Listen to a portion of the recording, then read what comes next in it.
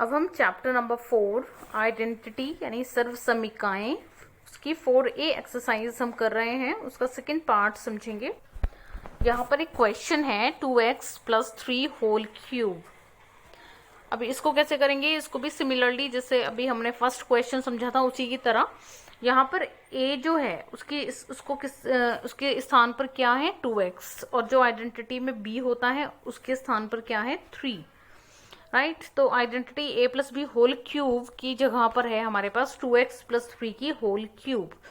तो उस सर्वसमीका में जहां पर भी a था वहां पर हम 2x और जहां पर भी b होता था वहां पर हम 3 लिख करके इस क्वेश्चन को करेंगे, यानी कि इसको एक्सपेंड करेंगे फॉर्मूले को। ठीक है, तो फर्स्ट में होता था 2x की पावर 3, यानी कि जो फर्स्ट टर्म है उसकी पावर 3 + 3 की पावर 3 + 3 गुणा 2x गुणा 3 और ब्रैकेट के अंदर 2x + 3 एज इट इज। अब 2x की पावर 3 को सिंपली एक्सपेंड करेंगे। कैसे करते हैं, 2x की पावर 3 है किसी भी नंबर की पावर 3 को उसी नंबर की उसी के साथ 3 टाइम मल्टीप्लाई, तो 2x × 2x × 2x। ऐसे ही 3 × 3 × 3 का क्या हुआ 3 × 3 × 3, यानी कि 3 × 3 = 9, 9 × 3 = 27, 27 यानी कि 27। ठीक है, और ऐसे ही 3 × 3 = 9, 2 = 18x और ब्रैकेट में 2x + 3। अब इसको यहाँ पर देखेंगे 2 × 2 = 4, 4 × 2 = 8। ठीक है, तो 8 और x 3 टाइम x है, मल्टीप्लाई हो रही है तो x की पावर 3। उसके बाद इसको और आगे देखते हैं कैसे सॉल्व करेंगे। अब क्योंकि हमने इन सबकी मल्टीप्लाई करी 8x की पावर 3 आया, यहाँ 27 आया और 18x और ब्रैकेट के अंदर एज इट इज 2x + 3। अब 18x की 2x से मल्टीप्लाई तो 18 दूनी 36, x की घात 2, फिर 18x की 3 से गुणा यानी कि 18 × 3 = 54x। ठीक है, क्योंकि सिर्फ यहाँ पर x है। अब देखो इसको यहाँ पर भी हम इसको अवरोही या आरोही क्रम में छोड़ेंगे, यानी कि x की घात या तो बढ़ते क्रम में या फिर घटते क्रम में लिखेंगे। तो पहले 8x की पावर 3, उसके बाद 36x की पावर 2 और फिर x वाला टर्म कौन सा है 54x और एंड में 27। तो इस तरीके से ये जो हमारी सर्वसमीका है ये हमने यहाँ पर यूज करके 2x + 3 को एक्सपेंड करा है। इसी तरह से किसी भी क्वेश्चन को आप जिसमें भी पावर 3 हो, होल क्यूब हो, यानी कि पूरे ब्रैकेट की पावर 3 हो, उसको हम एक्सपेंड करेंगे। तो फिर से एक बार समझ लीजिए इस वाले क्वेश्चन को भी। x² है तो x² यानी कि जो फर्स्ट टर्म में हमारे होता था a, सेकंड में होता था b, तो a + b की होल क्यूब, और यहाँ पर है हमारे पास x² + y की होल क्यूब। तो जो आइडेंटिटी में हम a और b लिखते थे वहां पर हम x² और y लिख करके इसको बिल्कुल लास्ट क्वेश्चन जो भी हमने समझा है उसकी तरह से सॉल्व करेंगे।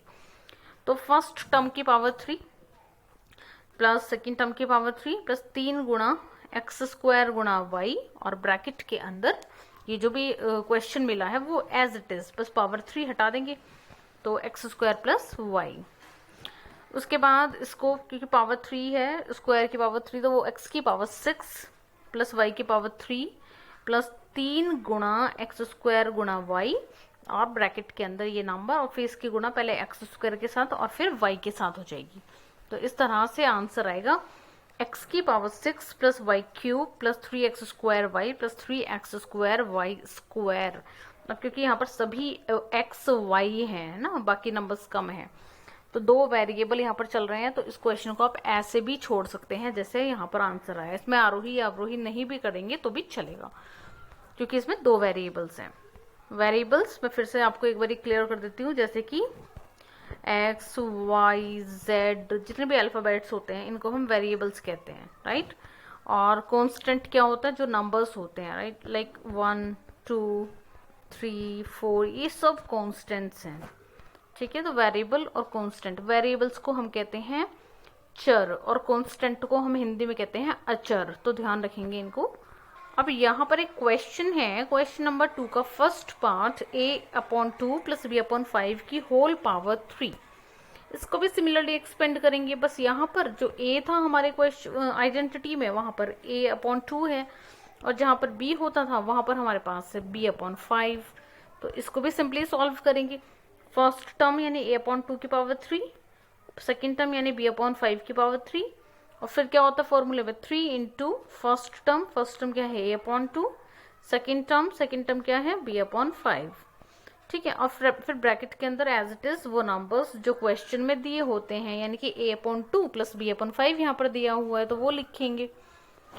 उसके बाद इनको सिर्फ सॉल्व करना है। पावर 3 है तो 3 टाइम मल्टीप्लाई करा, यहाँ पर भी पावर 3 है, इसको भी 3 टाइम मल्टीप्लाई करा, 3ab और 5 2 जा 10 और a/2 b/5। अब देखो इसको कैसे सॉल्व करना, 3ab/10 और इसकी जब a/2 के साथ गुणा होगी तो आएगा 3a⁻², क्योंकि a2 टाइम मल्टीप्लाई हो रही है ना, तो a⁻² और b और अपॉन में 10 2 जा 20, 10 दूनी 20। और ऐसे ही जब 3ab की मल्टीप्लाई b/5 से होगी तो 3a और b, क्योंकि b कितने बार है यहाँ पर 2 टाइम है, तो 3ab² और 10 पंजे 50। और जो बाकी का टर्म्स है वो एज इट इज, क्योंकि a⁻3 2 2 जा 4 2 जा 8, तो a⁻3/8 और ऐसे ही b⁻3/125। इस तरीके से हमने इस क्वेश्चन को यहाँ पर सॉल्व कर लिया है।